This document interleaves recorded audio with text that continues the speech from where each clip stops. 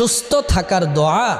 আপনি যদি সুস্থ থাকতে চান, শারীরিক মানসিক যদি সুস্থ থাকতে চান, সকল পেরেশানি থেকে যদি আপনি মুক্ত থাকতে চান, এই দোয়াটি পড়ুন। আমরা সবাই তো সুস্থ থাকতে চাই, ধনী মধ্যবিত্ত গরিব সবাই কিন্তু আমরা সুস্থ থাকতে চাই। আপনি যদি সুস্থ থাকতে চান এই দোয়াটি পড়ুন। প্রিয় নবী মুহাম্মদ সাল্লাল্লাহু আলাইহি ওয়াসাল্লাম এই দোয়াটির কথা বলেছেন। দোয়াটি হলো আল্লাহুম্মা ইন্নী আসআলুকাল হুদা ওয়াত-তুকা ওয়াল আফাফা ওয়াল গিনা।